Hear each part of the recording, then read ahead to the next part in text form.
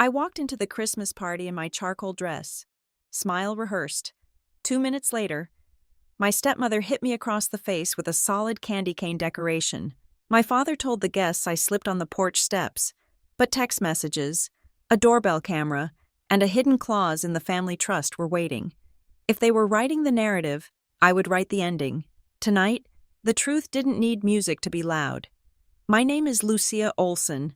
I am 28 years old, and my job is to find the breaking points in supply chains for Arden Ridge Systems. I find stress fractures before they happen. Tonight, I am home for Christmas, standing in the marble foyer of the Northwood family estate in Ever Harbor, Michigan, and the system is about to crash.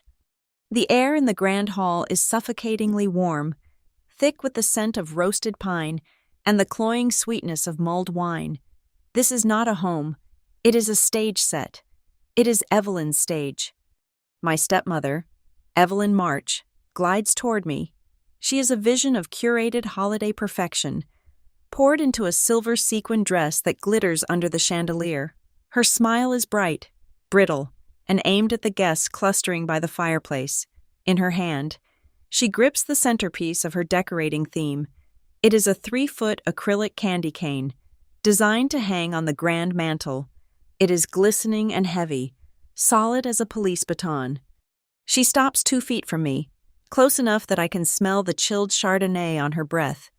The string quartet is playing a muted Carol of the Bells. "You really thought," she whispers, her voice a venomous hiss meant only for me. "You could wear that charcoal color to my party, you ungrateful little girl." I do not have time to register the sheer absurdity of the comment. I do not have time to brace. She swings the acrylic cane. It is not a slap.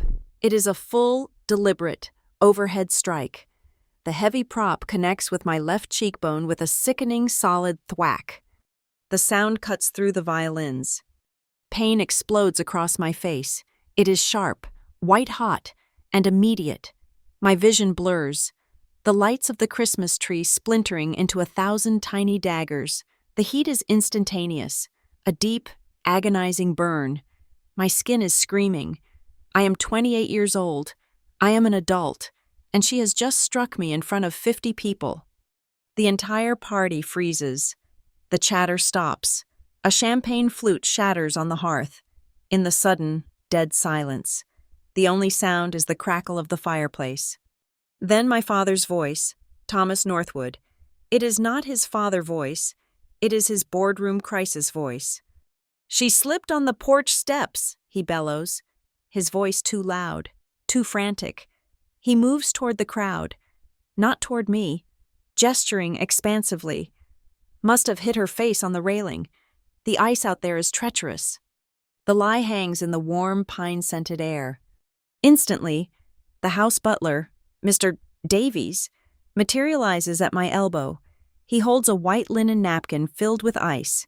He does not make eye contact. He just offers the cold compress, his eyes fixed firmly on the marble floor. Evelyn, her script cue delivered, gasps. Her manicured hand flies to her chest, diamonds flashing. Her eyes are wide with performative shock. "Oh, Lucia, darling, you must watch your step. Are you all right? You gave us all such a fright." I ignore the offered ice. I keep my hands at my sides. I let them all see the red rising welt. I let the lie settle. My gaze drifts past my father, past Evelyn's masterful performance. I look at the heavy oak front door, and just to the right of it, mounted on the stone archway, the Harbor View doorbell camera. The small blue light is on, a steady, solid blue. It is recording. It is aimed directly at the foyer entrance. It saw me standing perfectly still. It saw the angle of the porch. It saw her swing. I take a slow breath, tasting the faint, metallic tang of blood inside my cheek. I force my shoulders down. A mantra I have repeated since I was 15 years old plays in my head. Do not fight on their stage. Do not react. Observe, collect, wait. My eyes scan the frozen faces of the guests. I see acquaintances, business partners of my father, and then, near the back, I see Maya Lark, We went to high school together. Now she wears a badge. She is a patrol officer in Ever Harbor. She is here tonight as a +1 for the neighbors. She is not looking at Evelyn, who is now pretending to dab at her own eyes. Maya is looking directly at me, at the mark on my face. Her expression is tight, neutral, professional. She knows what a fall on icy steps looks like, and she knows this is not it. She gives a single, almost imperceptible nod. My father sees the whispers starting. He sees the social fabric tearing. "Music," he barks at the string quartet. "Play something louder. Joy to the world. Let's get festive." The music surges back to life, frantic and false. A wall of forced cheer designed to drown out the sound of the strike, to erase the last 30 seconds. This is my exit. While all eyes are drawn to the orchestra, or to Evelyn, who is now dramatically fanning herself, I turn. I do not run. I walk, maintaining a steady pace, out of the grand foyer and into the shadows of the back hallway, toward the servants' stairs. My hand is shaking, but my fingers are precise. I pull my phone from my clutch. I open a secure messaging app. Noah Pike. He is the best security systems analyst at Arden Ridge. The man who taught me that data is the only truly objective witness. My message is short. Need doorbell footage extracted. Harbor View feed. Northwood Estate. Tonight, priority 1. I hit send. I lean against the cool plaster wall, the deep bass of the cello thumping through the old wood. The adrenaline is fading, replaced by the throbbing, physical reality of the assault. I finally allow myself to lift my fingers to my face. The welt is already massive, radiating a sickening heat. It was not a fall. It was not an accident. It was a deliberate attack, delivered with a holiday prop, intended to humiliate and silence me. I hear her laugh from the main room. It is light, airy, relieved. More champagne. Everyone! The hazards of winter. We are all perfectly fine. Thank goodness. She has switched modes. The attacker is gone. The perfect hostess is back. She is already at the buffet, chatting with guests, cementing the narrative, rewriting the incident into a charming, harmless anecdote about clumsy daughters and icy steps. I close my eyes for 1 second. The sting in my cheek is an anchor. They have built this reality, this stage where they control the lighting, the music, and the script. They have just handed the entire audience the official story. But they forgot about the camera. They forgot who I am. I look down. My phone screen glows. One new message from Noah. Accessing. Stand by. I straighten my charcoal dress. They can have their script. I will provide the raw footage. I will show the director's cut. I walk back toward the light.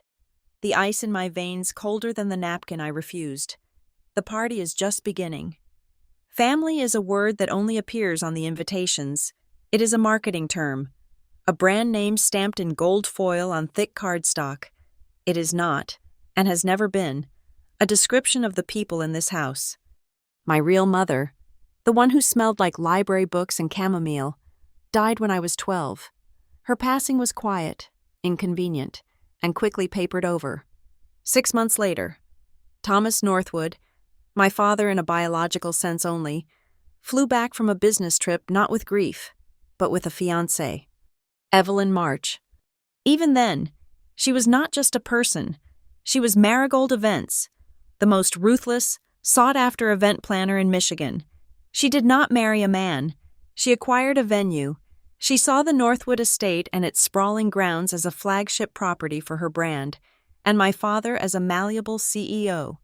I was just a poorly placed piece of furniture from the previous owner, one she could not immediately throw out. Our lives are governed by the Northwood Heritage Trust. It is a sprawling, ancient legal document designed not just to protect the money, but to protect the Northwood name.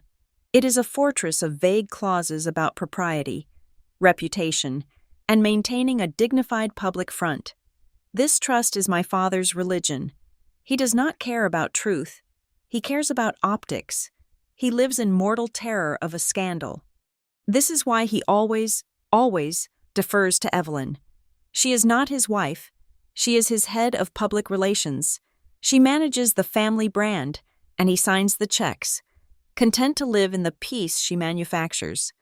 A peace built on silencing dissent, erasing the past, and positioning me as a regrettable complication. I learned the rules early. Affection was conditional, approval was transactional, silence was survival.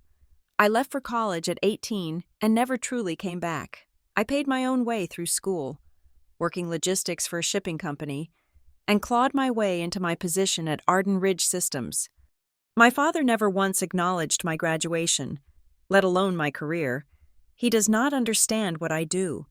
I analyze complex systems. I identify vulnerabilities.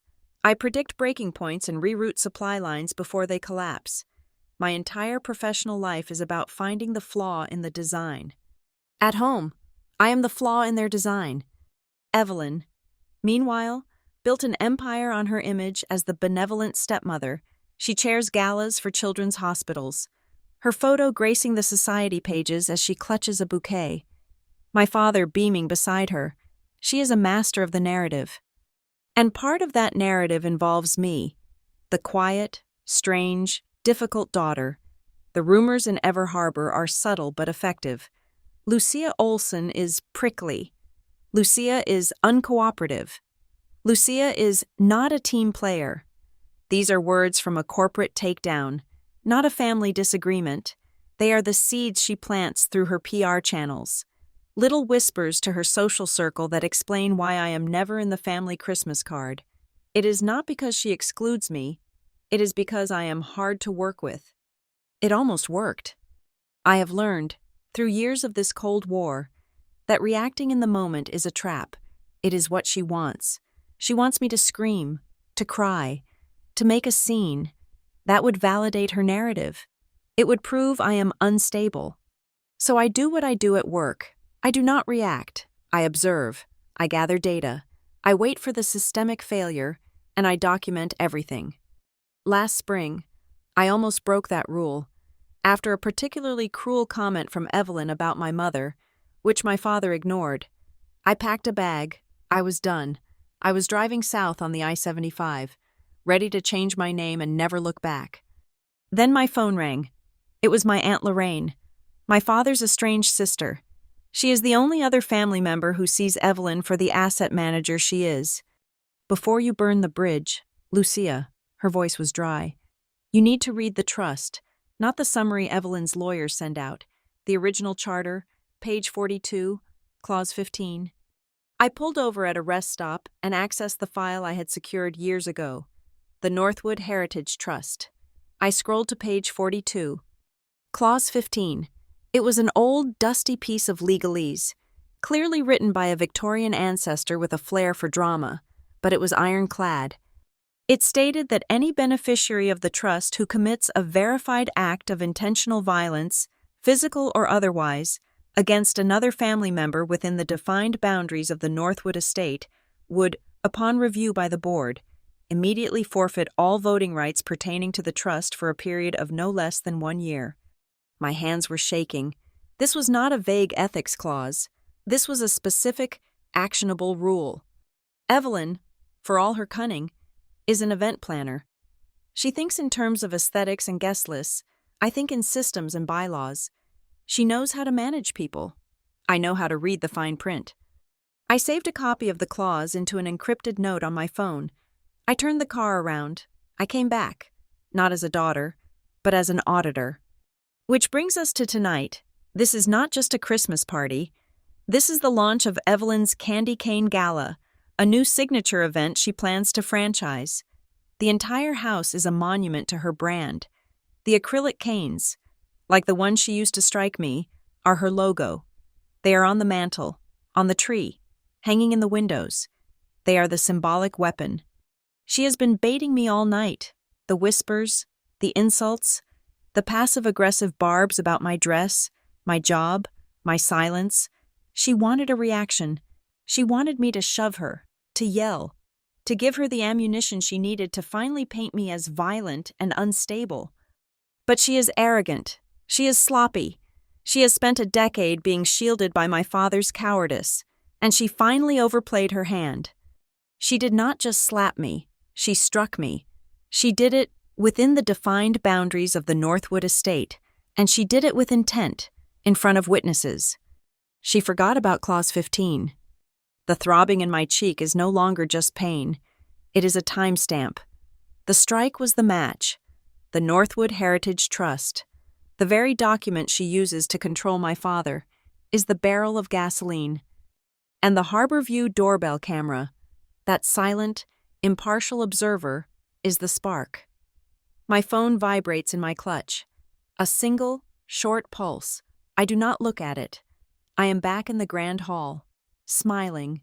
The welt on my face is a throbbing, purple-red badge, but I am wearing it like an accessory. I am the living, breathing proof of my father's lie. I circulate. I nod at guests. I accept their staged, awkward sympathies about my terrible fall. So clumsy of me, I murmur, my voice light. Those steps are just a menace. Someone should really fix them. With every lie I echo, I am creating a contrast for the truth. My phone pulses again. This time, I move toward the arched hallway leading to the conservatory, a quiet corner shielded by a massive, over-decorated fir tree. I slip into the shadows. The screen is bright. It is Noah. They are running a standard guest network, Ever Harbor Guest. Pathetic password. Your father's old boat name. Admin credentials were the same. I am inside the smart home hub. I type back, one-handed, camera? Harbor View, confirmed. It is not streaming to a local drive. It is set to auto-sync to a cloud server. Default setting. Looks like it uploads in 15-minute blocks. 15 minutes. That means the footage is already off-site. It is already in the cloud. This is good. It means it is harder for them to scrub, but not impossible. Timestamp of incident was approx. 8:03 p.m. Noah sends. The block from 8 p.m. to 8:15 p.m. is the one we need. I am pulling it now. I have to be sure about the audio. The video is damning, but her voice, her whisper, that is the proof of intent. I slide back into the party, a ghost in a charcoal dress. My face hurts, but my mind is crystal clear. I need to test the microphone. I drift toward the front door, weaving through a cluster of my father's golf partners. I smile, as if looking for the butler. I stop just inside the foyer, a few feet from the front door, right where I was standing when she struck me. The Harbor View is just outside. I laugh, a small, polite sound, as if reacting to a remembered joke. I turn my head slightly toward the door. It is just so cold out there tonight, I say, my voice at a normal conversational level. I am amazed the porch steps have not iced over completely. I hold my smile, then turn and walk away, heading for the library. My phone vibrates. Noah, got that. Audio pickup is hot. I heard every word about the ice. Crystal clear. I do not reply. I slip into the small, mahogany-paneled library. The room smells like old leather and floor wax. This is where my father keeps the original copy of the Northwood Heritage Trust, bound in dark blue leather, more for show than for reading. I find it on the third shelf. My hands are steady. I open the heavy cover, my fingers tracing the embossed title. I find page 42, clause 15. A verified act of intentional violence. I take a high-resolution photograph of the entire page. I take a close-up of the section. I take a final shot of the notary seal and the signatures at the bottom. I open my secure app and send the images to Aunt Lorraine. My message: is this still active and binding? Need confirmation of the seal. Urgent. I put the book back, perfectly aligned. No one will know I was here. As I step back into the hall, my phone goes off again. It is a one-time password prompt from the Smart Home app. I sent Noah the guest credentials, but to access the core admin functions of the camera feed, he needs the owner's two-factor authentication. This is the handshake. I tap approve. The reply from Noah comes 5 seconds later, and my blood runs cold. Twist, someone else is in here, right now. I stop breathing. I duck into a small alcove under the stairs. Who? Cannot get a name, but I have the IP. They are routing through a VPN, but the gateway address is registered to a commercial property. Hold on. I wait. The seconds stretch. The string quartet is playing a sickly sweet Silent Night. Got it. The IP address is hard-lined to the main office server at Marigold Events. Evelyn, or her PR team, she is not just telling a lie. She is actively destroying the evidence. She is in her own party, smiling and holding a champagne flute, while her digital team is in a server room trying to scrub the feed. She is trying to delete the block. Noah types, the 8 to 8:15 block. She is using an admin-level erase command. Can she? Not if I am faster. The sync is complete. She is trying to delete the cloud copy, but I already initiated a full mirror. She is deleting a file I already have. Amateur. I am pulling it all down to a local external drive. She can erase the cloud. I have the master. I let out the breath I was holding. She is arrogant, and that made her predictable. She is a decorator, not an analyst. I need a human witness. I find Maya Lark near the coat check, looking like she is ready to leave. I move toward her, keeping my voice low. Maya, thank you for coming. She looks at my face. The welt is now a deep dark purple. Lucia, that does not look like any slip on a step I have ever seen. I know, I say. I cannot talk, but I might need you to remember something. Just as a friend, can you make a mental note of what time you leave, and what time other guests leave? She understands immediately. She is not a friend now. She is a cop. She is looking for corroboration. Witness timelines. I will, she says, her voice firm. And Lucia? My phone is on, all night. That is not a friend offer. That is a professional one. I nod. Thank you.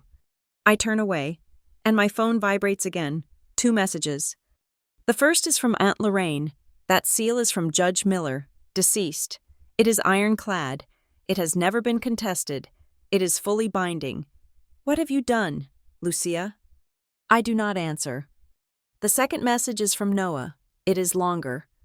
Okay, this is bigger than we thought. I am in the hub's metadata. The Trust's legal team installed a location ID beacon over the main door last year when they updated the security. It is military grade. It automatically geotags any security event. Motion, audio spike, anything, with precise coordinates. The log file for 8:03 p.m. is already tagged. The tag reads, Event trigger, location, foyer, main entrance, status, within defined estate boundaries. They did it for insurance, but they just built our legal case. My heart is hammering. They have automated the very clause I need to invoke. I type back, the file. Do you have it? Full download complete.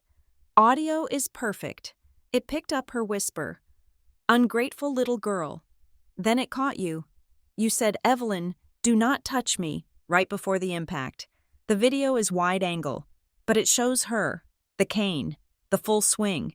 It shows you standing still. It shows your father yelling the porch steps lie. It has everything.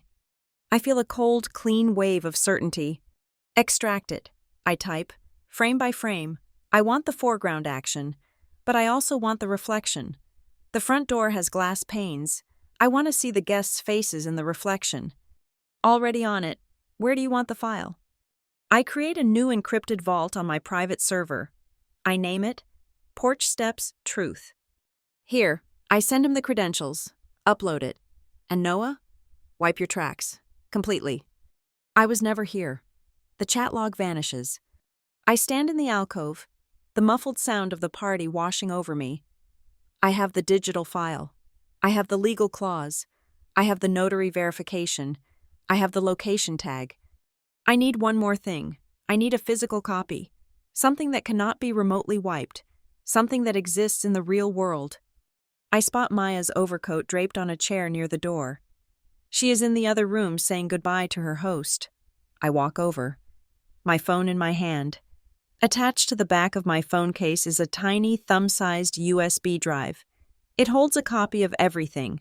The video file, the audio, the photos of the trust, the metadata log. My movements are fluid, casual. I check my clutch. letting my hand brush against her coat. In 1 second, the drive is out of my case and deep in the pocket of her wool coat. She is a cop. Cops do not lose things, and if something happens to me tonight, she will find it. I walk away. I have just planted the seed of the truth in the pocket of the law. The string quartet starts playing Deck the Halls. I look at the foyer, where the lie was born. The noose is tied. All I have to do is pull it. The party has resettled. A fractured mosaic glued back together with my father's denial and Evelyn's false charm. The air is still too bright. The music still too loud. They are overcorrecting. Evelyn stands by the grand piano, tapping a silver knife against her crystal flute. The sound is a high, piercing ting-ting-ting that cuts through the noise. The string quartet fades. The chatter dies. All eyes go to her. This is her stage, and she is reclaiming the spotlight. "My dearest friends," she begins, her voice dripping with manufactured warmth. The light from the chandelier catches her diamond earrings, sending fractured rainbows across her face. "Thank you all for being here, for sharing in our family's celebration." She takes a delicate sip. This is a time for family, and families, as we all know, can be boisterous. A light, dismissive laugh. We have our little excitements. She looks directly at me, her gaze a polished, public version of the hatred she showed me earlier. The perfect mask is back in place, but I can see the calculating coldness underneath. We are just so grateful that Lucia's little tumble was not more serious. She has always been so hasty, she searches for the word, so clumsy. The word hangs in the air. A deliberate, public branding. I am not the victim. I am the problem. I am clumsy. I am hasty. I am the one who disrupted her perfect evening. I hold her gaze. I do not flinch. I let the lie sit on my skin next to the welt she put there. I offer her nothing. No anger, no tears, no denial. Just a calm, steady stare. My father, standing beside her, throws his arm around her shoulder in a show of unity. He chuckles, a deep, rumbling sound that is meant to put everyone at ease. "That is my girl," he says, and he is not looking at me. "She gets it from me, always charging ahead." He wags a finger at the crowd, performing his role as the affable patriarch. "It is a good lesson for all of us. Those front steps are slick. You all must watch your footing on the way out. We would not want another accident." He is cementing the story. He is turning it from an incident into a lesson. He is teaching the room how to see me. A few guests nod, sipping their drinks, relieved to have a script to follow. The crisis has been managed. The narrative is set. Evelyn raises her glass higher. "To family," she says, "in all its forms." The guests raise their glasses. "To family." I do not raise my glass. I wait until the murmur has died down, and then I speak. My voice is not loud, but it is clear, and it cuts through the resuming chatter. The front gate does seem especially well lit this year. "Evelyn, you must tell me about the new security system. It is very bright." Silence. It is an odd, non-committal statement. To most, it sounds like banal party chatter about decorations. But Evelyn's smile tightens by a millimeter. Her eyes narrow. She knows exactly what is at the front gate. She knows her team is trying to scrub its data. I am not talking about the Christmas lights. My father frowns, confused by the non sequitur. He opens his mouth, but before he can speak, a new voice joins the conversation. "A good security system is essential. Thomas?" A man I do not know steps forward. He is in his late 60s, with a face like carved granite and eyes that miss nothing. He wears an impeccably tailored suit, not a tuxedo. He is not here for the party. He is here for the business. "Gerald," my father says, his tone shifting instantly to one of fawning respect. "I am so glad you could make it. Gerald Whitcomb. Everyone, this is my stepwife, Evelyn, and my daughter, Lucia." Gerald Whitcomb. The name clicks. I have seen it on memos. He is a private equity shark, the head of a massive real estate consortium, and he is in negotiations with the Northwood Heritage Trust. Ms. March. Gerald nods to Evelyn, then his eyes land on me. He looks at my face, at the visible, angry, purple-red mark. He looks at it for a full 2 seconds. He is not rude, just analytical. He is assessing a liability. Ms. Olson, he says. That looks like a painful fall. It was, I say, my voice even. Unexpected. Gerald is considering partnering with the trust on the new marina development, my father says, trying to steer the conversation back to money. I am, Gerald says, his eyes still on me, then shifting to my father. My partners are very interested, but as you know, Thomas, our investment is contingent on the stability of the trust's management. We do not like surprises. Evelyn, seeing her moment, glides in. Oh, there are no surprises with the trust.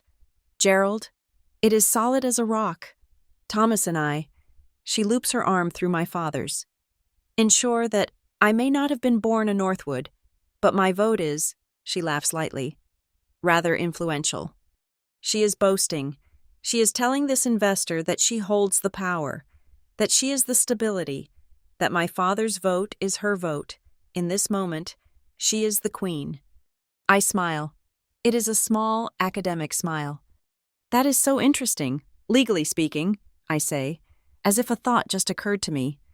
Gerald turns his full attention to me. What is Ms. Olson? The trust's bylaws, I say, keeping my tone light, conversational. I was just reading a copy of the original charter. It is fascinating, almost Victorian. It has all these strange, specific clauses in it. Evelyn's posture stiffens. The blood drains from her face. Like Clause 15, I say, looking at Gerald. It is a peculiar little rule. It says that if any beneficiary commits what was the phrase? A verified act of intentional violence on the estate property, they can immediately forfeit their voting rights. I shrug. Imagine brawling in the billiard room. I suppose it is so wonderfully archaic, like something out of an old movie. The air in our small circle does not just get tense, it hisses. The sound of the string quartet seems to retreat, becoming thin and distant. Gerald Whitcomb does not blink. He is a man who understands clauses. He knows that archaic rules are the ones with the sharpest teeth. He looks at Evelyn, then at my father, and then, very slowly, back to the massive, unavoidable welt on my face. He does not have to say a word. He has connected the dots. My fall and the clause have just collided in his very pragmatic, very wealthy mind. Evelyn sees it. She sees the equation forming in his eyes. She sees the mask of my calm, polite interest, and finally understands. I am not a hysterical girl. I am not clumsy. I am a systems analyst. She expected me to yell. She expected me to run to my room and cry. She expected me to make a scene. She was prepared for that. She was not prepared for me to be calm. She was not prepared for me to know the bylaws.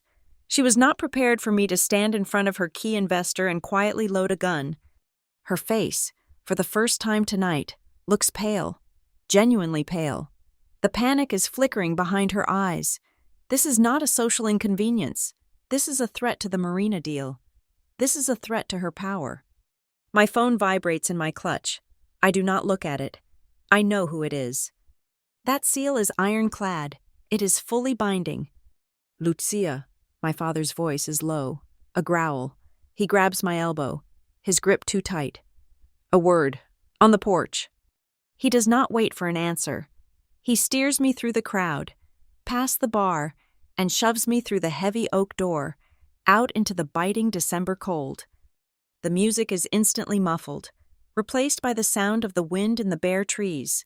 The porch is dark, the icy steps glistening under the single carriage lamp. "What in God's name do you think you are doing?" he hisses, his face inches from mine. "I am attending a Christmas party," I say, my voice flat. "You are embarrassing me. You are embarrassing this family. You are jeopardizing a 9-figure deal. You bring up trust business, that clause, in front of Gerald Whitcomb?" I was just making conversation. Stop it, he snaps. You stop this, right now. Whatever game you are playing, it ends. Do not make a scene. Lucia, not here, not tonight. Think of this family. The cold air hits the burning welt on my cheek, and the last bit of my childhood fear for this man evaporates. This family? I ask, my voice quiet, but shaking with a coldness that matches the air. Or her? Are you worried about the family? Or are you worried about her seat on the trust? The one she just bragged about? He freezes. His face, illuminated in the weak yellow light, is a mask of shock, then rage, then nothing. He is silent. He stares at me, and I see the truth. He is not protecting me. He is not even protecting himself. He is protecting his quiet life, the one she manages for him. He is protecting the deal. He cannot answer me, because we both know the answer. He glances, involuntarily, back through the glass of the door, toward the cluster of investors, toward Gerald. I have my confirmation. I am not playing a game. Dad, I say, I am just tired of the one you are all playing with me. I pull my elbow from his grasp. I am going to tell the truth, but I'm going to do it at the right time, and on my terms. Before he can respond, the front door opens. Maya Lark is putting on her coat. She nods at my father, then looks at me, her expression unreadable. Lucia, she says, her voice casual. Just heading out. It is a cold one. She pulls her collar tight. My phone is always on. You know, in case you need anything. She walks past us, down the treacherous, icy steps, very, very carefully, and disappears into the night. My father looks at me, his eyes wide with a new, dawning horror. He has just realized I am not alone. I turn and walk back inside, leaving him standing in the cold, on the very porch steps he used for his alibi. The string quartet has switched to a slow, mournful carol. The air in the party is different. The laughter is strained. The night is no longer festive. It is turning cold, inside and out. The battle lines have been drawn. I do not wait. I walk past my father, leaving him frozen on the dark porch. I do not return to the party. I go straight to the library, my heels sinking into the antique rug, the only sound the ticking of the grandfather clock in the corner. I open my laptop and access the shared Northwood Trust calendar. This is not a request. It is an escalation. New event, 9 a.m., tomorrow, Christmas morning. Title, Mandatory Meeting, Campus Safety Incident and Trust Liability. Attendees, Thomas Northwood, Evelyn March, Aunt Lorraine, co-trustee, the Trust's primary legal counsel, and the final keystroke, Gerald Whitcomb. I hit send. This action makes it impossible to ignore. This is not a family spat. This is a business crisis. My phone buzzes almost immediately. A calendar rejection from Evelyn. The automated reason. Tentative. Post-holiday cleanup. Please reschedule. A second later, a text message from my father. This is inappropriate. Cancel this meeting immediately. We will discuss this after the holiday. I stand by the desk, watching the screen. I do not reply. The clock ticks. A new notification appears. Gerald Whitcomb has accepted. A moment later, an email from Gerald, sent to the entire attendee list. His message is brief and cold. Given the potential legal and liability risks discussed this evening, I agree this meeting is essential before my team and I proceed with any capital commitment. My legal counsel will be joining me. 9 a.m. is confirmed. The digital ground shifts. Suddenly, the rejections on my calendar vanish. 2 new notifications pop up, one after the other. Evelyn March has accepted. Thomas Northwood has accepted. I have them. They cannot risk their investor pulling out. The meeting is set. I send one final reply to the entire thread. Thank you all for prioritizing this. To clarify the nature of the safety incident and to expedite the review, I will be presenting the security footage from the front entrance, captured tonight at approximately 8:03 p.m. I close the laptop. Across the hall, the party is dying. The music has faded to a barely audible classical piece. The last of the guests are retrieving their coats, their laughter sounding forced and brittle. I see Evelyn. She is in a shadowed alcove, her back to the room, her silver dress looking almost gray. She is gripping her phone, pacing a small, frantic circle. She is not whispering. Her voice is a low, panicked hiss. Gina, I do not care what you have to do. I need a statement ready. It was an accident. She slipped. The steps were icy. We are all devastated and concerned. You get that? You flood the local blogs. I want it everywhere by morning. Control the narrative. She thinks this is a PR war.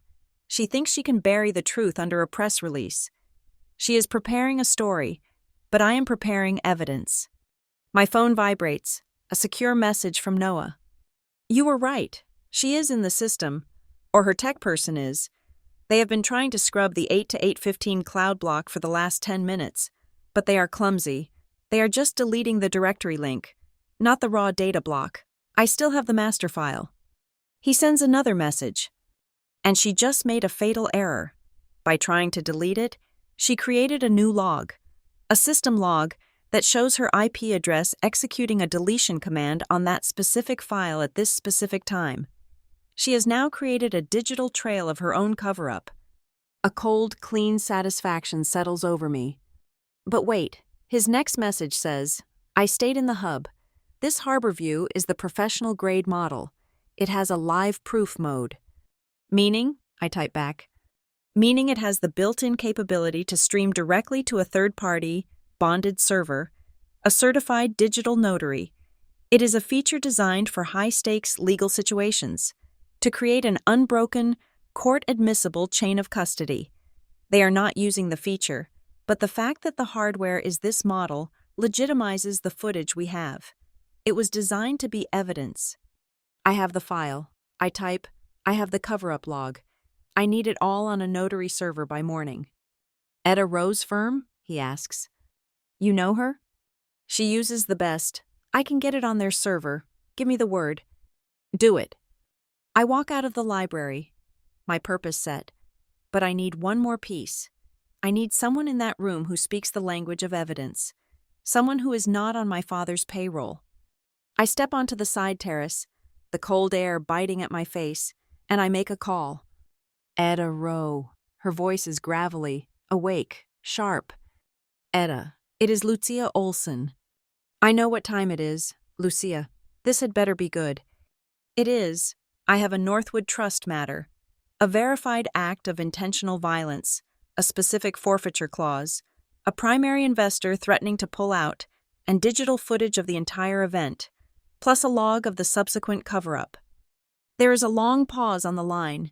I hear the sound of a chair scraping a wooden floor. You have my attention, Etta says.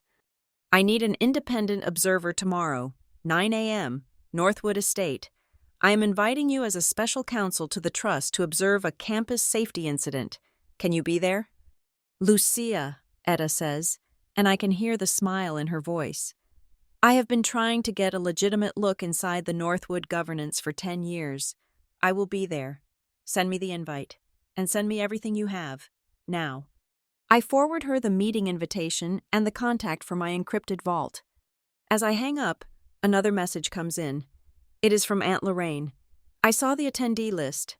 Etta Rowe, Gerald Whitcomb. My God. Lucia, this is not a game. I am invoking my right as co-trustee. I am formally convening a short council review, effective immediately, pending the outcome of your 9 a.m. meeting. This is official. The mechanism is triggered. The wheels are turning. Another ping, Maya. Just a heads up. I checked the local ordinances. Assault on private property, even with a prop, is a civil matter unless you want to press criminal charges.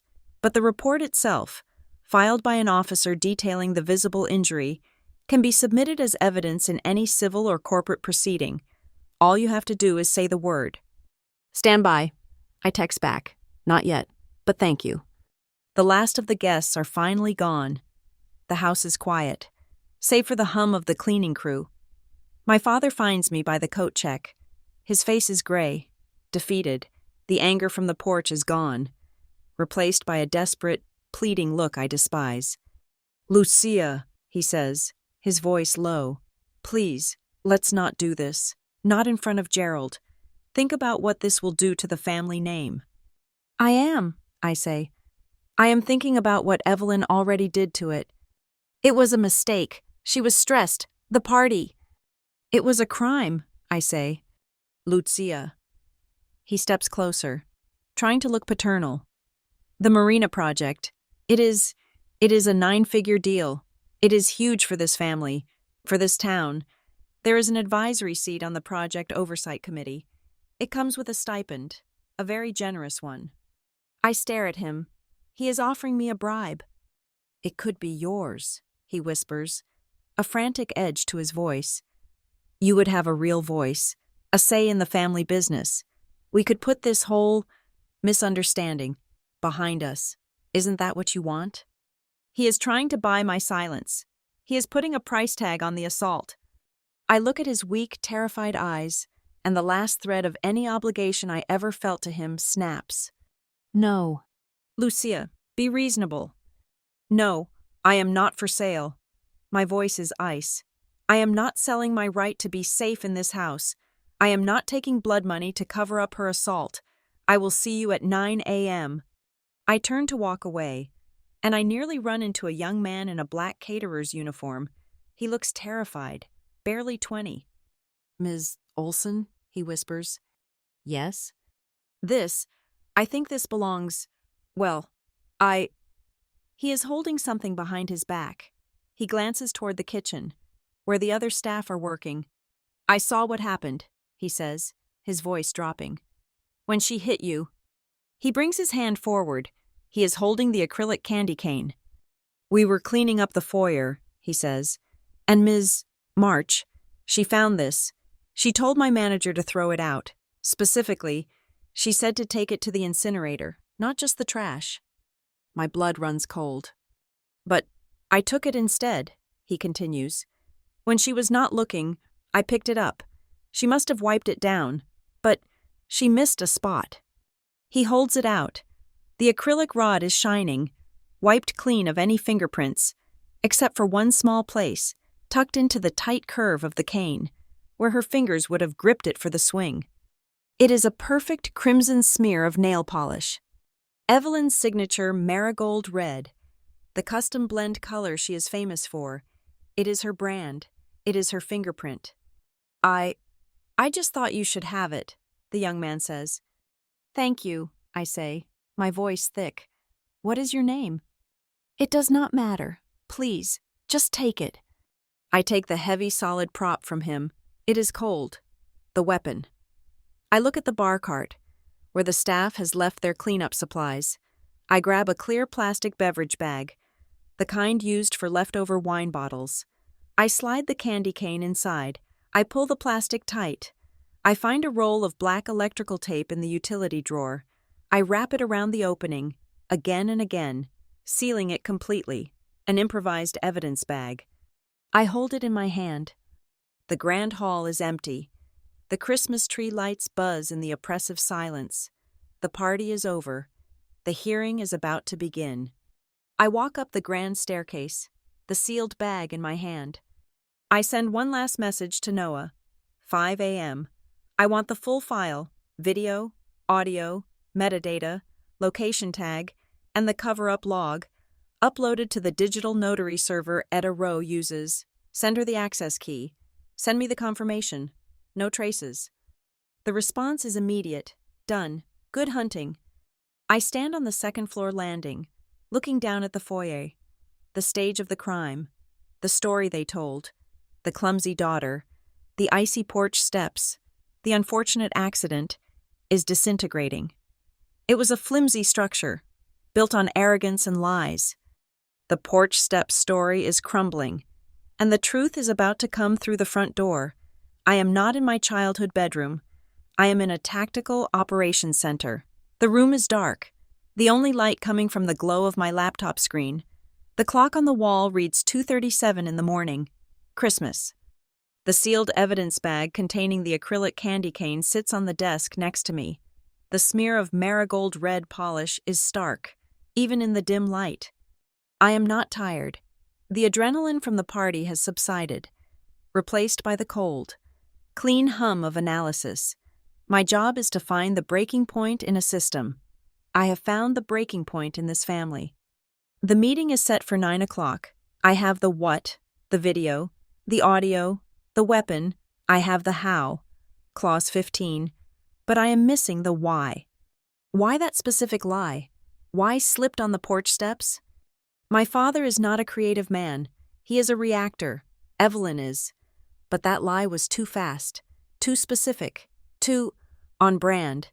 It was not an improvisation. It was a script. My hands move over the keyboard. I am not looking at the Northwood Trust financials anymore. I am looking at Evelyn's public relations feed for Marigold events. It takes me less than 5 minutes. It is a press release from 6 weeks ago, the launch of her new flagship charity, the Marigold Events Porch Steps Initiative. My blood runs cold. It is a glossy, beautifully produced campaign. The mission? To repair and replace unsafe porches, handrails, and steps for the elderly and underprivileged in Ever Harbor. It is PR genius. It positions Evelyn as a benevolent community protector. It is untouchable. I keep digging. I cross-reference the initiative with the Northwood Trust's public minutes from the last quarter. And there it is. The first domino. A motion, proposed by Evelyn March, seconded by my father. The Northwood Heritage Trust will partner with the initiative. It formally agrees to match, dollar for dollar, every donation the initiative raises from private donors. But there is a condition, a single line in the addendum. The Trust's matching funds, a potential 7-figure commitment, are contingent upon the reputational and public success of the campaign's launch event. Tonight's party, the Candy Cane Gala. The launch event had to be a success. It had to be scandal-free. I sit back, the pieces clicking into place with a sickening snap. My father's frantic shout, "She slipped on the porch steps," was not just a lie to cover an assault. It was brand management. It was a desperate attempt to save the funding. It is worse than that. It is brilliant.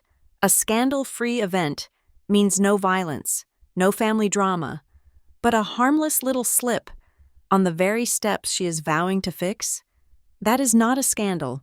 That is marketing. That reinforces the narrative. It proves the steps are dangerous. It makes her initiative seem urgent, vital. My assault was not an obstacle to her plan.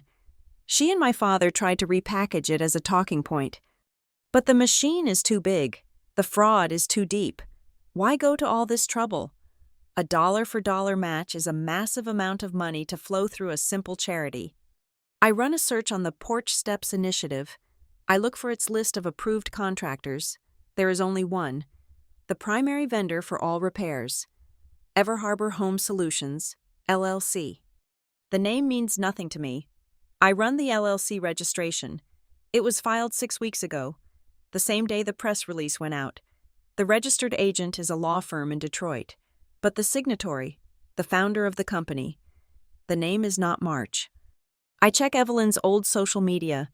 From before she erased her past to become a Northwood, I find her maiden name. I find her brother, the one she claims she is estranged from, the one who supposedly works in construction. The name on the LLC registration matches. It is a shell company. This is not a charity. It is a laundromat. Evelyn is planning to raise hundreds of thousands of dollars in public donations, have the trust match it, and then pay that entire doubled amount to her brother's fake company for repair work that will never happen, or will be done with substandard materials at a 5,000% markup. She is stealing from the elderly. She is stealing from the town. And she is using the Northwood Trust as her co-conspirator. This explains Evelyn's motive, but it does not explain my father's blind panic. He does not care about Evelyn's slush fund. Not really. He cares about one thing, the marina development. He cares about Gerald Whitcomb. I open the files on the marina project. It is leveraged to the breaking point. My father is not as liquid as he pretends. To secure his position in the deal, he needs a massive line of credit. I scan the trust documents again, this time looking for collateral. There it is. My father has pledged his voting shares in the trust to the bank to secure the credit line for the marina. But the loan agreement is fragile. It is contingent on the trust maintaining its unblemished financial standing and fiduciary integrity. The second domino falls. If Evelyn's fraud is exposed, if it is revealed that the trust is funneling money to a shell company, it constitutes a massive breach of fiduciary duty. The bank would see the trust as corrupt, unstable. The credit agreement would be voided instantly. My father's marina deal would evaporate. He is not protecting his wife. He is protecting his loan. He and Evelyn are financially handcuffed, each one guaranteeing the other's silence. And I am the one person who could bring it all down. I finally understand the whispers, the PR campaign she has been waging against me for years, the rumors that I am excessive, difficult, prone to overreacting. It was not just social cruelty, it was preemptive damage control. It was risk management. She was discrediting the only witness who might one day look at her books. She was building a narrative so that if I ever did find the truth, no one would believe me. I would just be the clumsy daughter, overreacting again. And Clause 15, that is the time bomb she never saw coming. She was trying to bait me into shoving her, into screaming, into giving her grounds to use the clause against me. But she lost control. She swung the cane. She triggered the very mechanism designed to stop her. If I activate Clause 15, Evelyn loses her voting rights. If she loses her vote, she loses control of the Porch Steps initiative.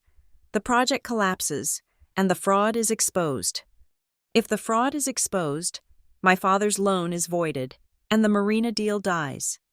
The entire system fails. Gerald Whitcomb is the catalyst. He is the outside investor who needs stability. He cannot and will not sign a 9-figure check to a family that is about to be consumed by a fraud investigation. His demand for clarity, his presence at that meeting, forces the issue. It stops them from simply sweeping it under the rug. I look at the acrylic cane. I see the whole picture. The motive for the attack was control. The motive for the cover-up was money. The Porch Steps story was not just a lie, it was a legal shield. It was a public relations strategy designed to protect a multi-million-dollar criminal enterprise. My analytical brain shifts, my strategy changes. This is no longer about revenge. Exposing her is not enough. That is just noise. This is about restitution. I will not just burn their house down. I will seize the assets. I will force them to do the good they were only pretending to do. I will demand the money be returned. I will demand the shell company be dissolved and a legitimate audit be performed. I will demand the Porch Steps initiative be funded and executed correctly, managed by an independent third party. I will not hit them in their pride. I will hit them in their balance sheet. I will hit them in their reputation. My phone screen lights up. It is 3 a.m. A new secure message from Etta Rowe. Lucia, I am in the digital notary vault. I have reviewed the complete file. The video evidence of the strike is undeniable. The audio of her threat and your father's immediate false alibi is conclusive. The metadata tag confirming the location is ironclad. The log of her IP address attempting to delete the file is a separate, prosecutable act of evidence tampering. You do not just have a case for a trust vote. You have her. How do you want to proceed? I look at the clock. 9 o'clock. The library. It is too small. Too private. This cannot be a quiet assassination. It must be a public execution. My father and Evelyn are creatures of habit. Christmas morning, they attend the 10 o'clock service at the church in the town square. Afterwards, they always host a community leaders' brunch at the estate. An open house. Gerald Whitcomb will be there. The mayor will be there. The editor of the local paper will be there. Evelyn will be at her most gracious. My father will be at his most magnanimous. They will both be performing their roles as the benevolent saviors of Ever Harbor. That is the stage. I prepare a 2-pronged attack, the legal prong, led by Etta, to use the evidence to formally trigger the vote and suspend Evelyn's power, and the public relations prong, led by me, to seize the narrative she has controlled for so long. I type back to Etta. The meeting is postponed. Be at the Northwood Estate at 11:30 a.m. They will be hosting a brunch. Bring your copy of the trust charter. We are going to hold the vote. In public. Christmas morning. 11:30 a.m. The Grand Hall is no longer a party space. It is a makeshift courtroom. The festive decorations, the massive tree, the garlands of pine, they all seem grotesque. A gaudy backdrop for a corporate execution. The room is full. My father and Evelyn, fresh from church, are playing the part of gracious hosts for their community leaders' brunch. The mayor is here, the editor of the Ever Harbor Gazette, several prominent business owners, and standing in the corner like a silent executioner, Gerald Whitcomb, flanked by two men in dark suits who are clearly his lawyers. My father is sweating in his cashmere sweater. Evelyn, however, is radiant in winter white. She has seen the new guest list, Etta Rowe and Aunt Lorraine, and she has interpreted my change of venue as a retreat. She thinks I got scared, that I'm trying to dilute the meeting with a crowd, to make it social instead of legal. She thinks she has won. Lucia, darling, she coos, loud enough for the mayor to hear. She glides over and touches my arm. I pull it away.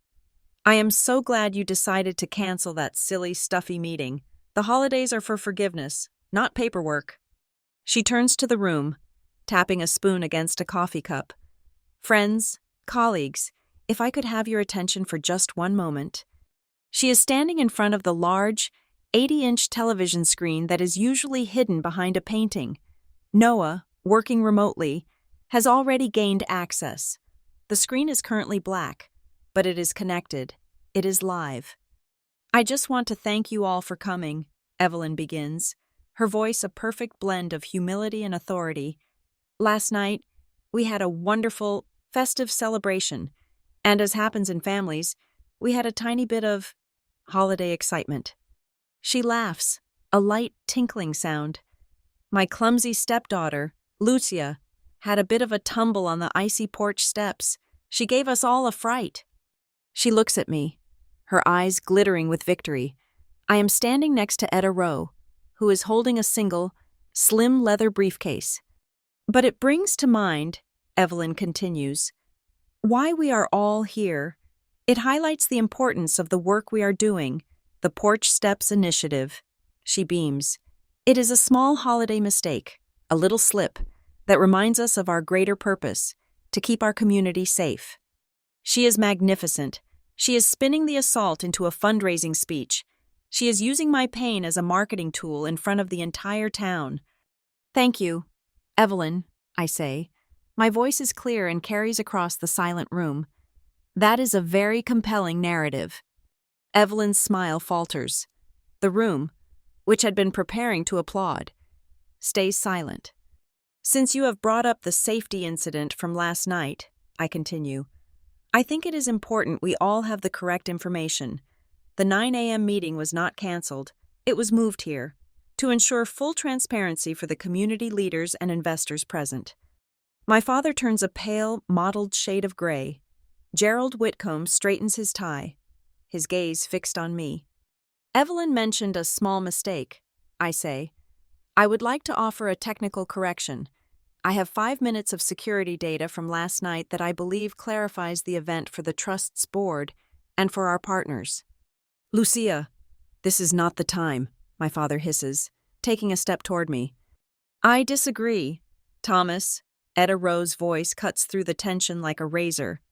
Given the potential fiduciary liability to the trust, this is the only time. Ms. Olson, please proceed. Evelyn is staring at the dark television screen. The panic is finally dawning, a cold sickness in her eyes. What is this? Lucia, you cannot. I nod to Noah, who is not there. I tap the enter key on my phone. The 80-inch screen flickers to life. It is not a blurry, confusing image. It is a high-definition, crystal-clear video feed. The angle is wide, showing the entire foyer. The timestamp in the corner reads 8:03 p.m. The room goes dead silent. We all watch. We see me, Standing still, we see Evelyn approach. Her face a mask of rage. We hear her voice, amplified by the sensitive microphone. "You ungrateful little girl?" And then, my own voice, sharp, clear. "Evelyn, do not touch me." The room gasps as one. We watch, in horrifying slow motion, as Evelyn March, the benevolent founder of the Porch Steps Initiative, swings the 3-foot acrylic candy cane in a vicious arc. We see it connect with my face. The sound, the thwack, is sickeningly loud in the quiet room. We see me stagger back. We see the 50 guests freeze. And then, we hear my father's voice, booming, panicked, and utterly false. "She slipped on the porch steps." The video plays for another 10 seconds, showing my father gesturing wildly, and Evelyn beginning her performance of shock. Then the screen cuts to black. No one breathes. The mayor's coffee cup is frozen halfway to his lips. The newspaper editor looks like he has just been handed the story of the year. Evelyn is hyperventilating. No, that is not. It is fake. It is edited. That is not what happened. She is a liar." My phone vibrates in my hand. A message from Noah. Checksum matches the bonded notary file. Metadata is intact. It is pure. "The footage is a lie?" Etta Rowe asks, her voice deceptively calm. She steps forward and opens her briefcase. "That is a serious accusation, because this footage was time-stamped, geotagged by the estate's own legal beacon, and mirrored to a bonded digital notary server, where its integrity was verified by my firm as of 5 a.m. this morning." She places a single, bound document on the coffee table. "The data is intact. Evelyn, the checksum is perfect." Aunt Lorraine steps forward, her face grim. "As co-trustee of the Northwood Heritage Trust, and in light of the evidence presented, I am formally invoking Clause 15. I call for an immediate vote by the board members present on the temporary suspension of Evelyn March's voting rights, pending a full investigation into this act of intentional violence." "No!" my father shouts.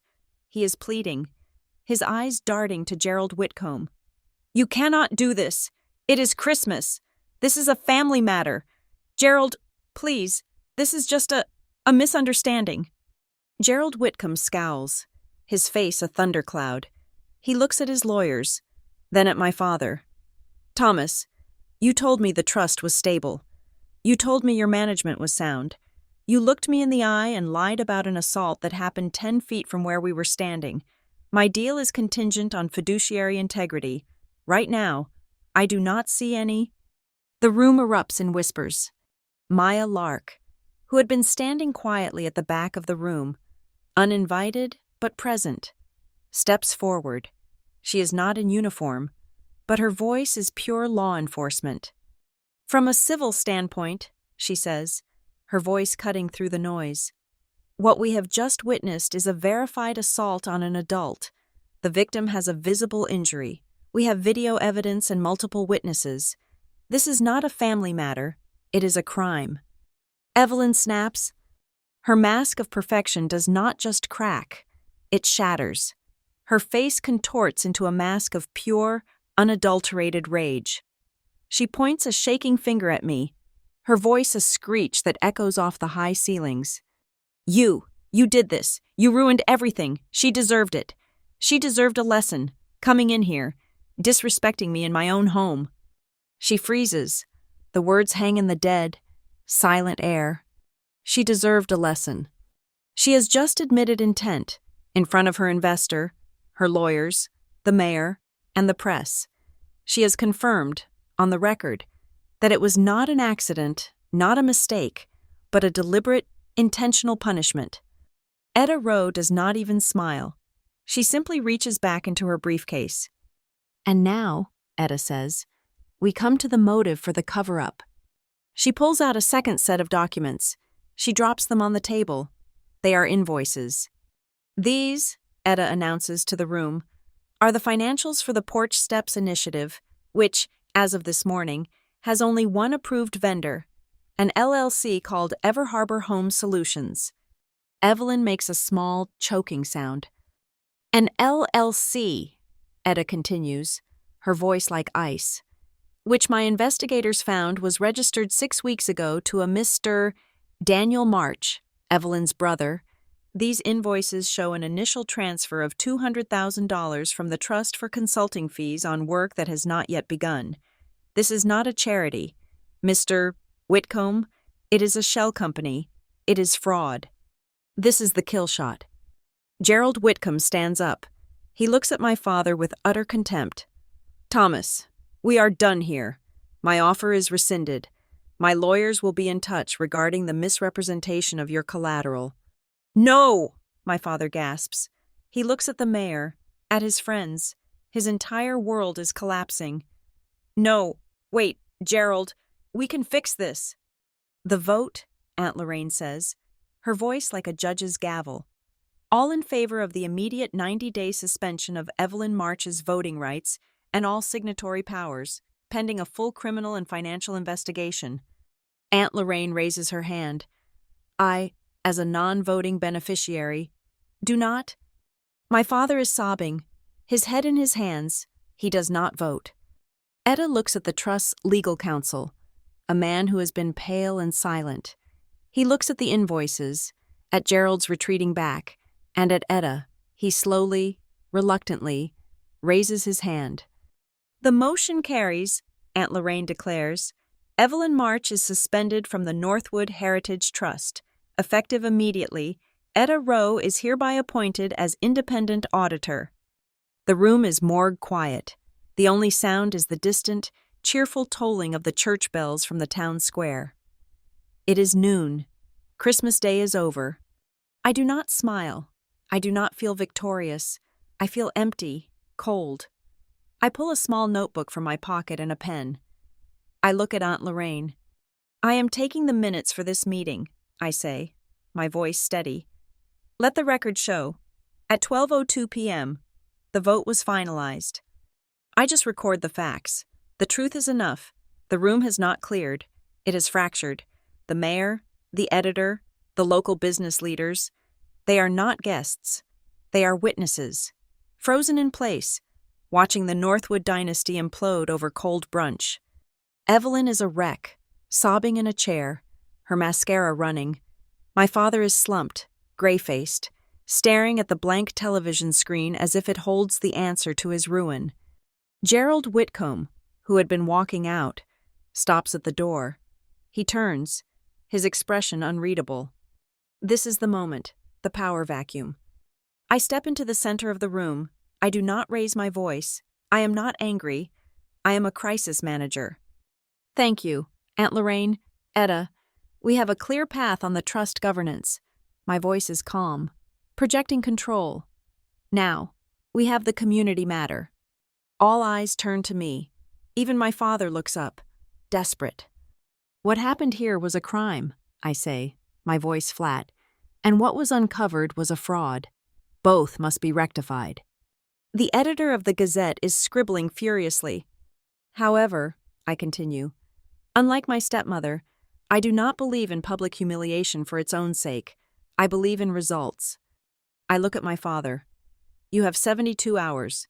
The Northwood family has 72 hours to correct this, or Etta Rowe will be forwarding her complete file to the district attorney, and I will be sitting for a full, on-the-record interview with the Gazette. A small gasp from the mayor. This is an ultimatum. These are the terms, I say, as if dictating a memo. 1.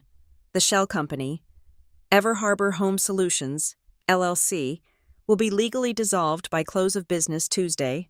2. Etta Rowe, as independent auditor, will conduct a full forensic audit of the trust's accounts and Evelyn's initiative finances, effective immediately. I pause, letting the weight of the demands sink in. 3. Every dollar taken from the trust and from private donors, including the $200,000 in consulting fees, will be returned, not to the trust, and not to Evelyn's fraudulent fund. It will be placed in a new, segregated community fund. I look at the mayor. We will call it the Ever Harbor Home Safety Fund. Its books will be open to the public, online, updated daily. My father looks up, his eyes dead. We cannot. The funds. You will find them, I say. Etta Rowe steps forward, holding a single piece of paper. This is a temporary agreement. Thomas, it stipulates your full cooperation with the audit and the immediate dissolution of the shell company, pending the full board review. It is an acknowledgement of the terms. Sign it. My father looks at Gerald Whitcomb, who is still standing by the door. Gerald's face is stone. Sign it, Thomas, Gerald says, his voice a low growl. It is the only chance you have of salvaging the Northwood name from criminal prosecution. Your marina deal is dead. This is about saving what is left of your reputation. Cornered, defeated. My father takes the pen from Etta. His hand is shaking so badly he can barely form his own name. He signs. He looks at me, a flicker of his old self returning. I assume you will want a seat on the board, now, or to run this new fund. He still thinks this is a power grab. He still thinks I want what he has. No, I say, and the entire room seems to lean in. I am refusing any and all governance roles within the Northwood Trust. I am a beneficiary, and that is all. I will not have a conflict of interest.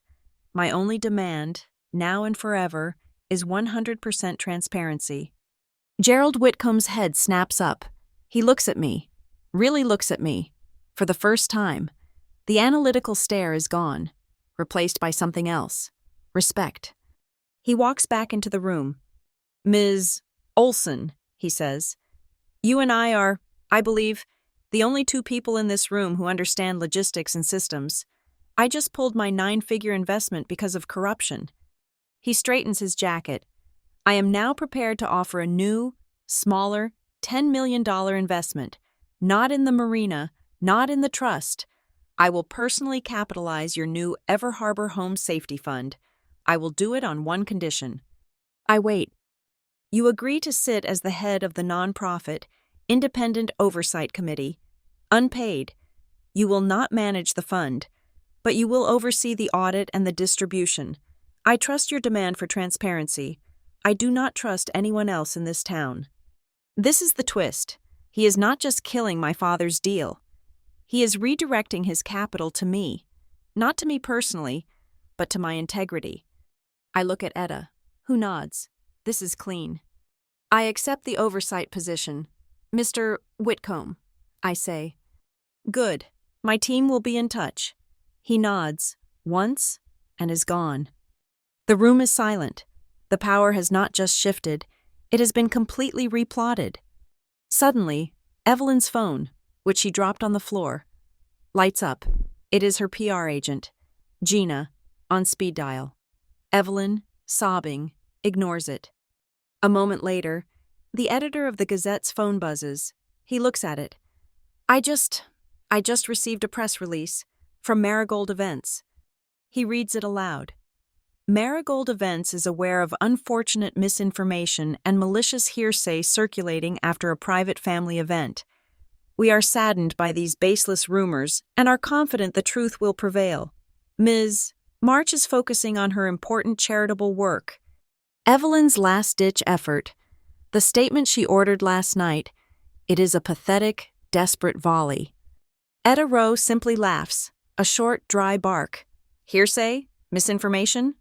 She looks at the trust's lawyer, the mayor, and Aunt Lorraine. For the record, I will be sharing the bonded notary file, including the metadata logs of Ms. March's attempt to digitally destroy the evidence, with the rest of the board this afternoon. That is not hearsay. That is a federal crime. The editor's eyes go wide.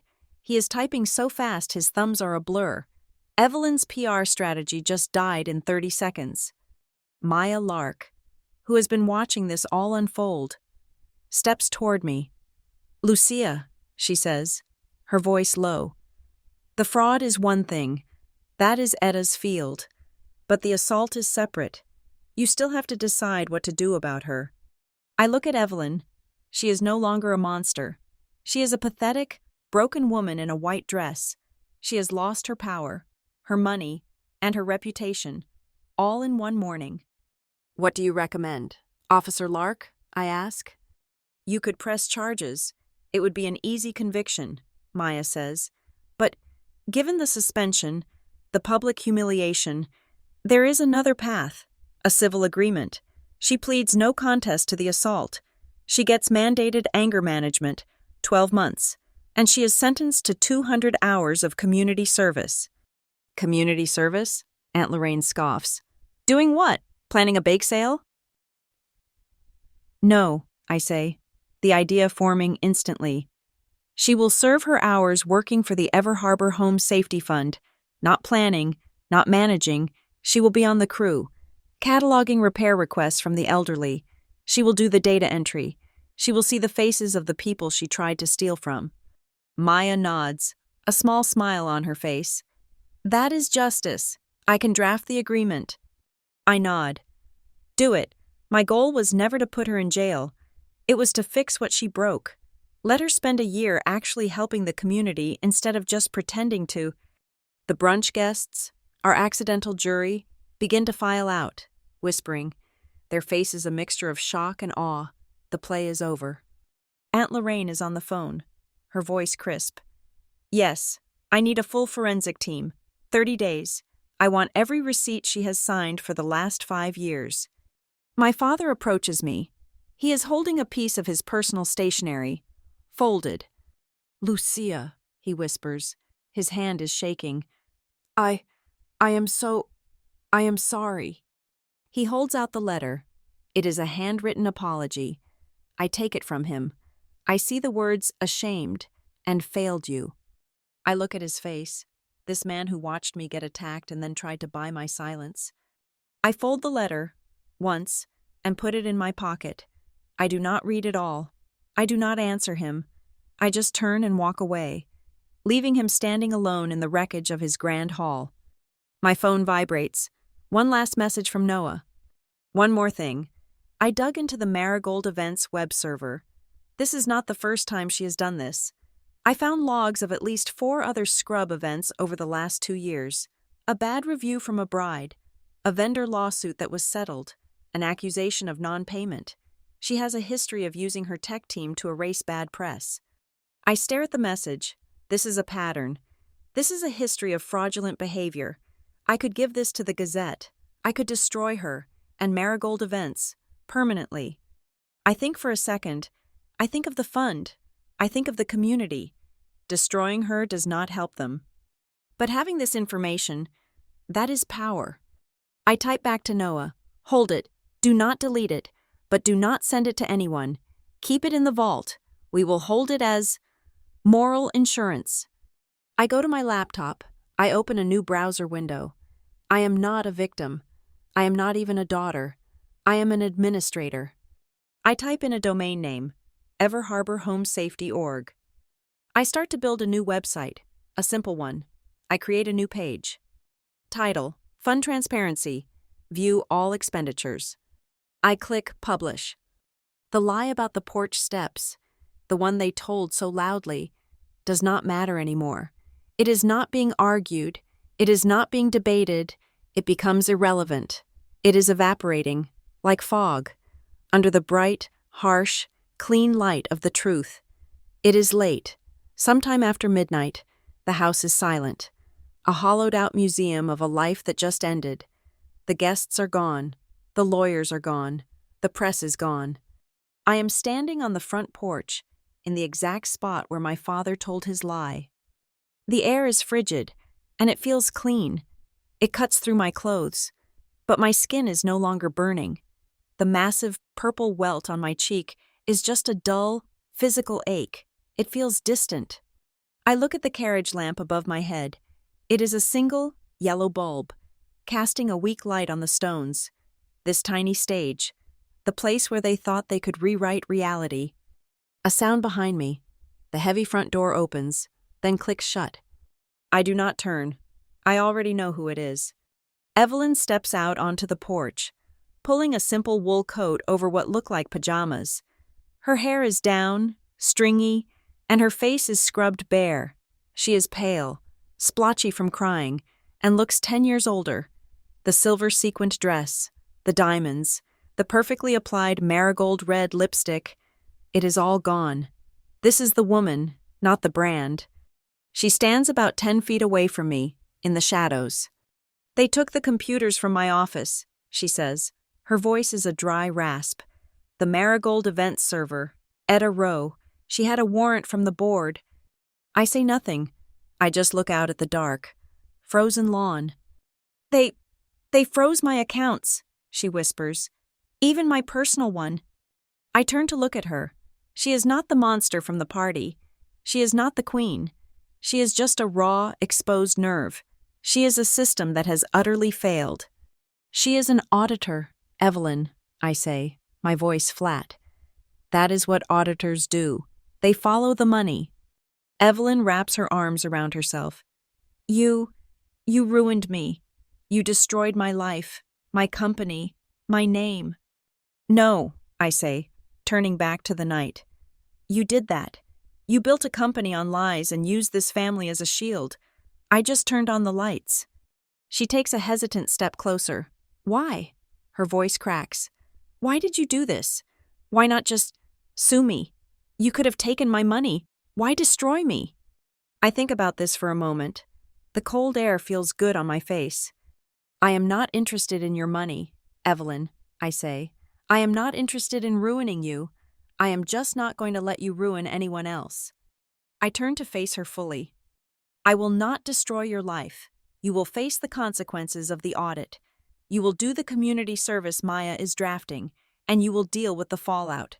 But I am not going to pursue this. I am not going to burn Marigold events to the ground, even though I could. She looks at me, confused, a flicker of desperate hope in her eyes. Then, what? But you, I say, and my voice is as cold and hard as the stone steps. You do not get to touch my life, ever again. You do not get to speak to me or about me. You do not have any power over me. You are done. She flinches, as if I had struck her. This, I realize, is the real punishment. It is not jail. It is irrelevance. I have taken away her audience. I have taken away her control. I have dismissed her.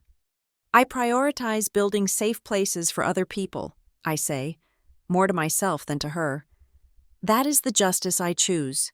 The fund is the justice. The audit is the justice.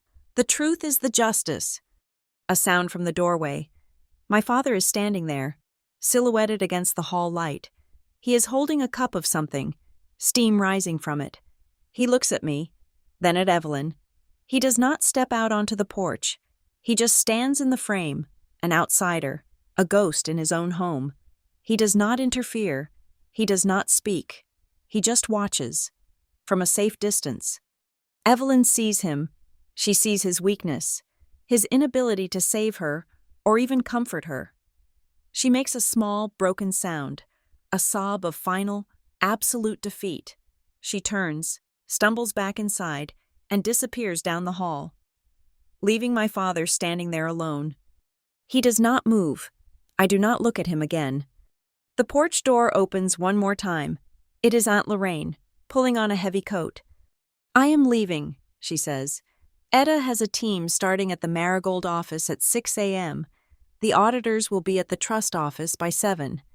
Thank you, Aunt Lorraine, for everything, for answering my call. You did this, Lucia, not me. She hesitates, then reaches into her coat pocket. She pulls out a long, thin, cream-colored envelope. It is old, the paper yellowed at the edges. My name is on the front, written in a graceful, flowing script I have not seen since I was 12. What is this? I ask, my voice suddenly thick.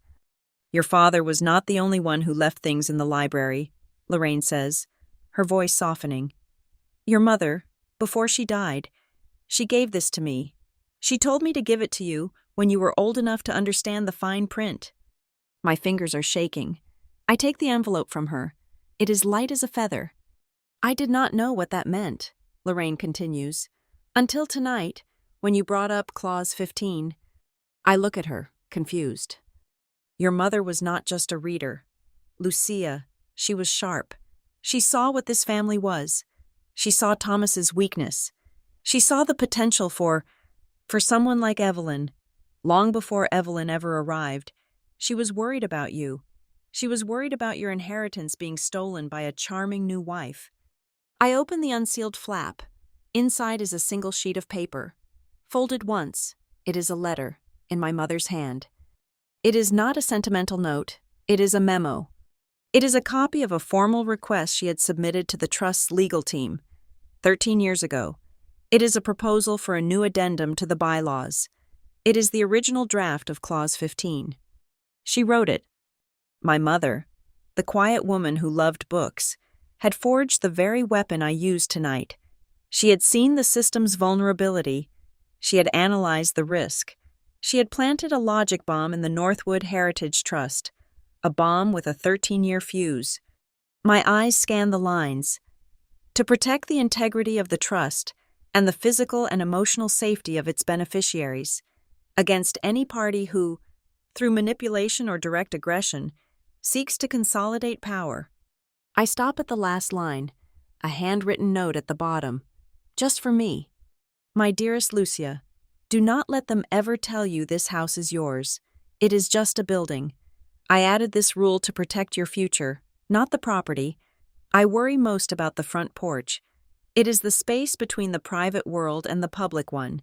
It is a place where people can slip and fall, or a place where they can learn to step up properly. Be the one who steps up. I love you. I have to brace myself against the stone column. I am not crying. It is a different feeling. A sharp, painful, sudden intake of breath. A bitter, burning warmth that spreads through my chest. I laugh. A short, choked sound. She knew. All this time, she knew. She was a systems analyst, just like you. Lucia, Aunt Lorraine says softly. She just used a different system. She touches my shoulder, then leaves. I stand on the porch for a long time, holding my mother's letter. The next morning, I have one last piece of business. I walk to the Ever Harbor police station. Maya is at the front desk, drinking coffee. I place the sealed, plastic-bagged acrylic candy cane on her desk. This is the item, I say, for the civil agreement, evidence. Maya looks at it, then at the still livid mark on my face. She takes the bag. It will be logged. The agreement is drafted. Evelyn's lawyer is already here, waiting to sign it. She will be in her first anger management class by Monday. Maya stands up. She looks at me, not as a cop, but as the girl she went to high school with. You did something no one else could do. Lucia, she says. You held them accountable. You did not just burn the place down. You made it better. You set a new standard for this town. I nod, unable to speak. That night, I am back on the porch, but I am not alone. Noah Pike is with me, a laptop open on his knee. He is showing me the website. It is incredible, he says, his eyes bright. The Gazette story ran this afternoon, the real one, the one about the fraud, the audit, and the new fund. He turns the laptop toward me. The Ever Harbor Home Safety org transparency page. It has had over 10,000 unique views in the last 6 hours. He clicks a new tab. And this is the donation portal Gerald Whitcomb's team set up. After his $10 million, I thought it would be quiet, but he shows me the screen, a list of small donations, scrolling, scrolling, scrolling. $20, $50, $100, from people all over town. They are not just watching, Noah says, his voice full of awe. They are participating. They believe in it, because it is transparent, because they can see where the money is going. I look at the carriage lamp above us. The light has not changed, but its meaning has. It is not a weak light, trying to hide a lie. It is a beacon. It is the light of an audit. It is the light of transparency, and it is growing brighter. I put my hand on the cold, wrought iron handrail of the porch steps, the steps where I was supposed to have fallen. My hand is perfectly steady. There is no tremor. My mother was right. This is the place where you learn to step up. I look at Noah. It is time, I say. We have the audit. We have the fund. It is time to make the final announcement. I am ready to take the stage. This time, I will be holding the microphone. The Ever Harbor Town Hall is packed. It is standing room only. A Tuesday night. 1 week after Christmas. The air is electric, not with holiday cheer, but with a tense, brittle anticipation. The entire town is here, not for a festival, but for a reckoning. At the front of the room, above the stage, a large digital screen is lit. It does not show a holiday greeting. It shows a simple, stark title. The Porch Steps Initiative, Truth and a New Commitment. I am standing at the podium. I am not in a charcoal dress. I am in my work clothes. A simple black blazer, my hair pulled back. The welt on my face has faded from a violent purple to a dull, yellowing bruise. I do not cover it with makeup. It is part of the minutes of this meeting. I look out at the crowd.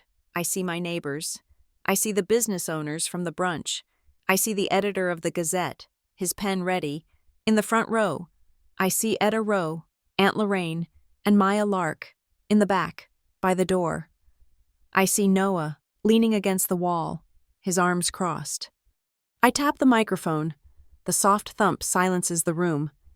"Good evening," I say, and my voice is steady, amplified, clear. "My name is Lucia Olson. A week ago, at a party in my father's house, I was assaulted, and then a story was told about me, a story about a clumsy girl who fell on some icy porch steps." I pause, letting the words hang. "No one," I say, "should have their story told for them, especially not on their own porch. Tonight, we are here to correct the narrative, not just about me, but about this town, and about a fund that was created in your name." I nod to Etta Rowe. Etta steps up to the podium. She is all business, holding a thick, bound report. "Good evening. I am Etta Rowe, and for the last 7 days, I have been the independent auditor for the Northwood Heritage Trust. I am here to present my findings." The room is dead silent. My audit confirms that the Porch Steps Initiative, founded by Evelyn March, was a fraudulent enterprise. My team discovered a shell company, Ever Harbor Home Solutions, created and controlled by Ms. March's brother. We found that $200,000 in trust funds and another $150,000 in private donations had been illegally diverted to this company for consulting fees. A wave of angry murmurs erupts. "As of yesterday," Etta continues, her voice cutting through the noise, "that shell company has been legally dissolved, and as of 2 hours ago, every single cent, $350,000, has been recovered and returned. It is now in a new, fully secured, and transparent community trust." A smattering of applause, hesitant, then growing stronger. Etta nods and steps back.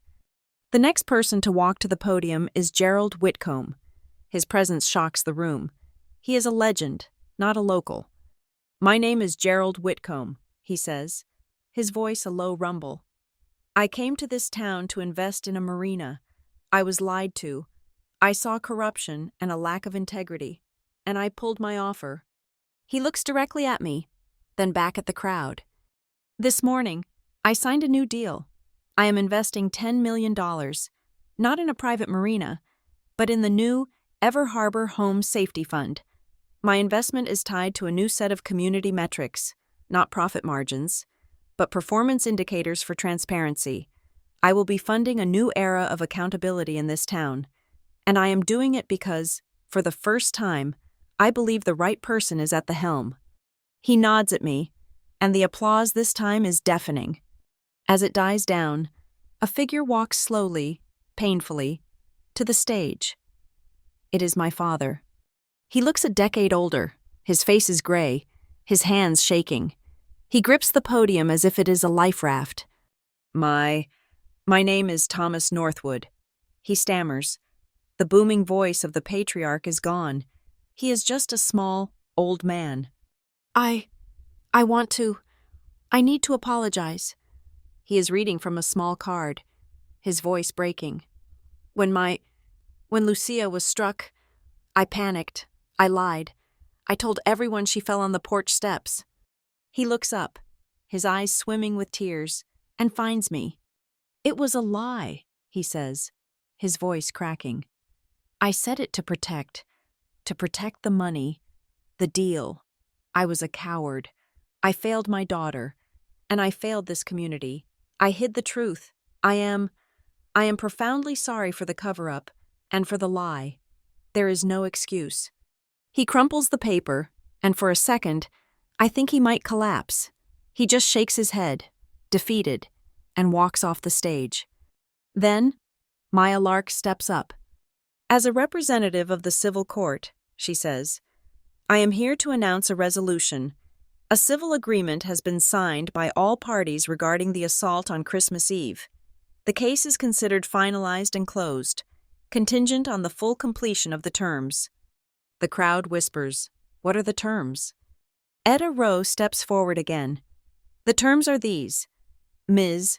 Evelyn March, in light of the separate, pending criminal investigation into financial fraud, has voluntarily agreed to a permanent and irrevocable forfeiture of all voting rights and signatory power within the Northwood Heritage Trust, effective immediately. It is a corporate death sentence. In exchange, Etta says, and in place of a civil trial for the assault, she has agreed to perform 1,000 hours of community service. A few people laugh, a bitter, sharp sound. Service, Etta continues, which will be managed by the new Civilian Oversight Board of the Ever Harbor Home Safety Fund. Her first assignment will be processing the intake applications from the very seniors she attempted to defraud. The room is stunned into silence. It is a perfect, poetic checkmate. Finally, I step back to the microphone. The audit is done, I say. The money is back. The old power structure is broken. Now, the real work begins. I click a button on my laptop. The large screen behind me changes. The new Ever Harbor Home Safety Fund is now live, I announce, and its first program, funded by Mr. Whitcomb's investment and your own donations, starts tomorrow. We are officially offering to install, for free, new porch lighting and a high-definition security camera for every senior citizen over the age of 65 in Ever Harbor. Maintenance and cloud storage will be covered, free of charge, for the next 2 years. The room explodes. People are on their feet, clapping, cheering. This is not just a punishment. It is a restoration. It is a genuine good, born from a selfish lie. I wait for the applause to die. I know what you all saw tonight, I say, my voice dropping. You saw a family tear itself apart. You saw evidence of a crime. I click the button again. The screen changes. It is not the video of the assault. It is a new video, shot just yesterday. It is a short, quiet montage. We see a rickety, broken porch step being measured. We see a new, sturdy wooden step being hammered into place. We see a dark, shadowed doorway. Then, a bright new porch light flicks on, and we see the face of an elderly woman, Mrs. Gable from down the street, as she looks at her new, safe entryway, and she smiles. The video fades to black. The town hall is completely silent. There are tears in people's eyes. I look to the back row, where Noah is standing, and for a second, I do not see him. I see the letter in my pocket. I feel the paper. Be the one who steps up. I straighten my back. I am standing tall. I do not need to say anything else. I place the microphone back in its stand. I walk off the stage. It is not a victory lap. It is not a celebration. It is just the writing of a line. It is the end of a bad entry in a ledger and the start of a new one. It is the integrity that was missing. Outside, the air is sharp and clean. A light, fresh snow is beginning to fall, dusting the streets of the town. It is landing on the steps of the town hall, on the shops, and on the homes. It is a new blanket, covering the old tracks. My phone vibrates, a secure message from Noah. Not untied. Line is clear. I walk to the edge of the town hall steps and put my hand on the clean, cold stone railing. I smile, a real one, feeling the pull of the bruise on my cheek. Now everyone can step up, not fall. The lie about the slip has not just been disproven, it has been erased. It is gone, replaced by a town that has decided together, to turn the lights on for each other. Thank you so much for listening. Let me know where you are listening from in the comments. I would love to connect and hear your thoughts. Please subscribe to Lila Revenge Stories, like this video, and give it an extra boost by hitting the hype button so more people can hear this story.